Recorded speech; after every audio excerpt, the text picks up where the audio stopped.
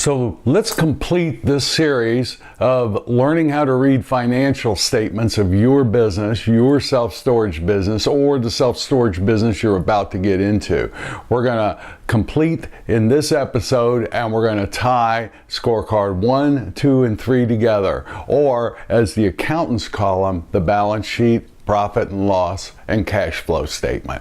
Hello, my name's Mark Helm. I'm the author of Creating Wealth Through Self-Storage, and I'm the creator of the Self-Storage Quick Start Academy. And I help the small investors who want to get in this great, fantastic business of self-storage.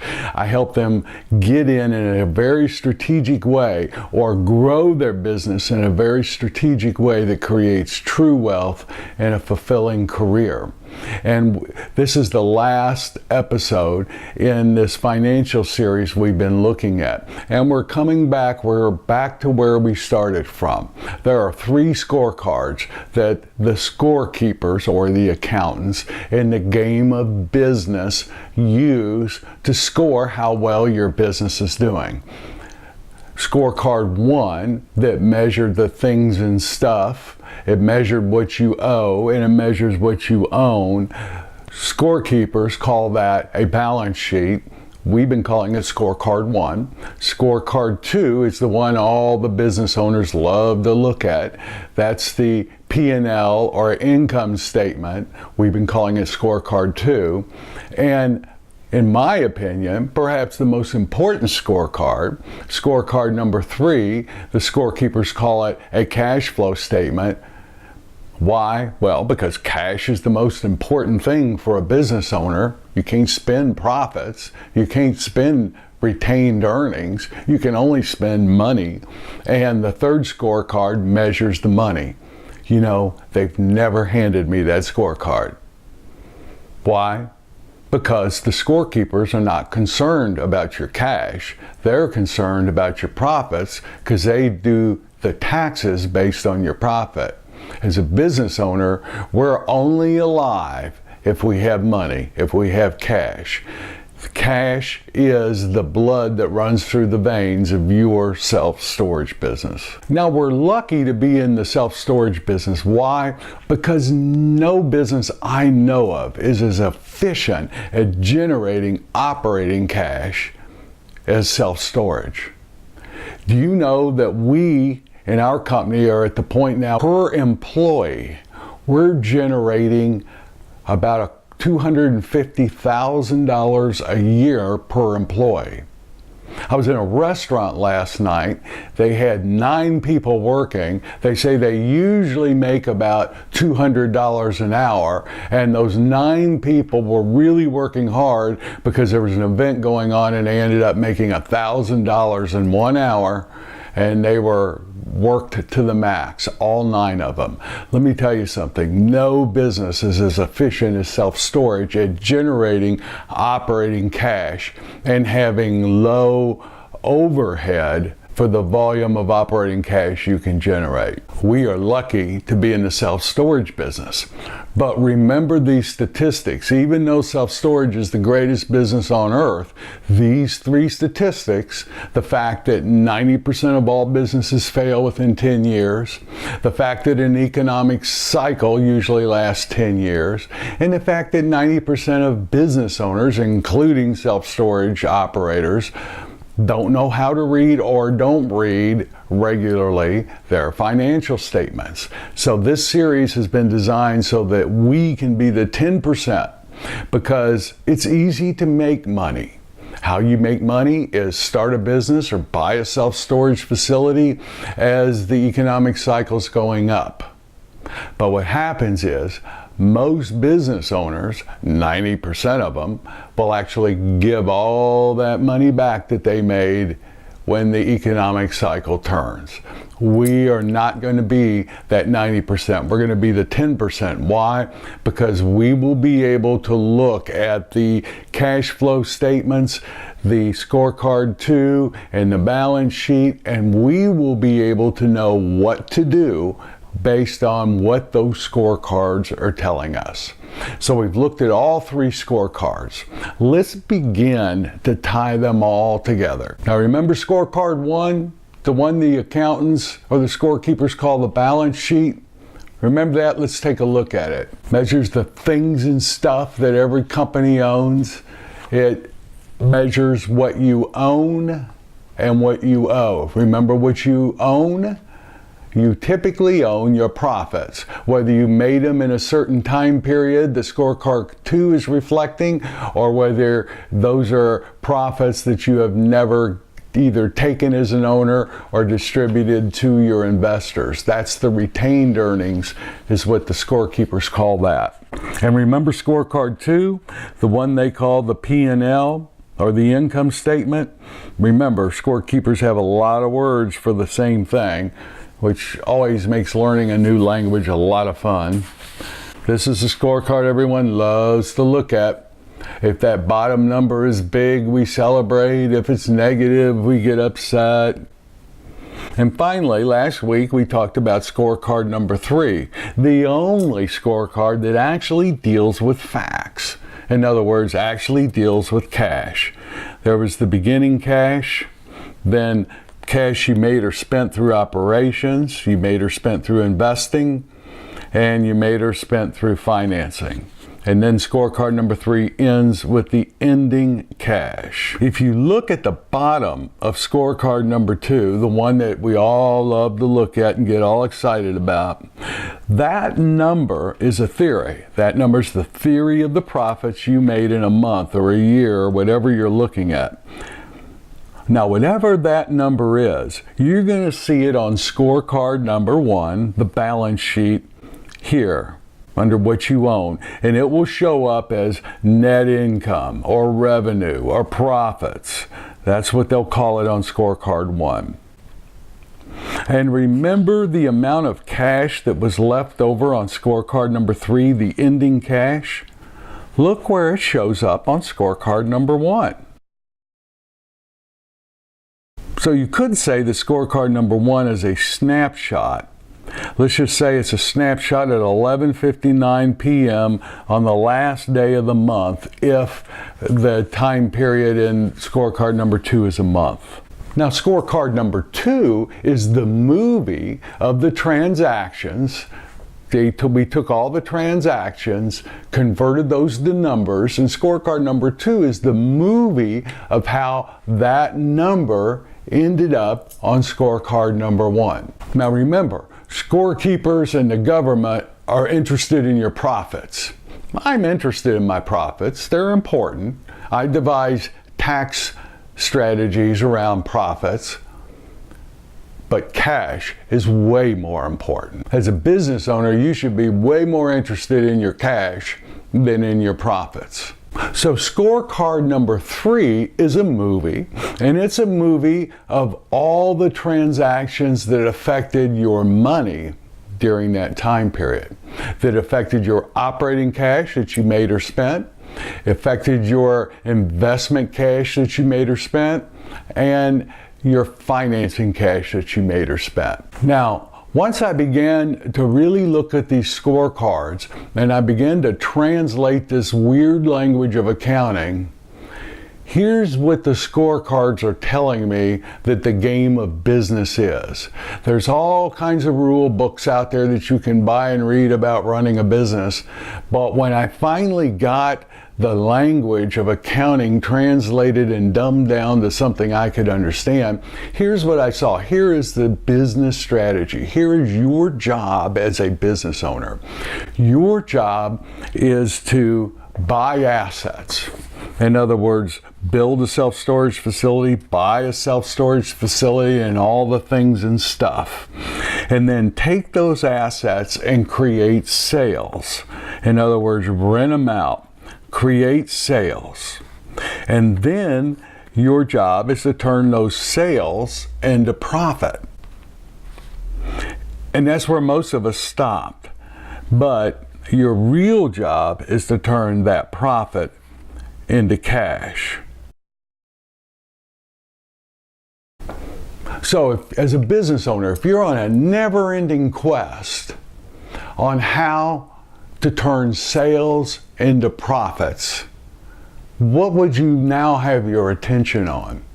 Well, perhaps you would have your attention on what are my competitors charging? When can I have my next price increase? Again, sales into profits.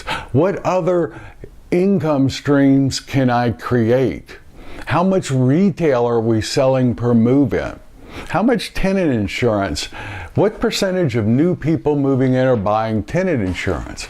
Can I increase that? Remember, your job as a business owner is to turn those assets you have, you spend all of this money building or buying a self-storage facility, your job is to turn that metal and concrete into real sales. How can you maximize the sales? Now, if your never-ending quest to turn those sales into profits, what would that look like? What would your attention be on as a business owner if your never-ending, the eternal quest is to turn sales into profit?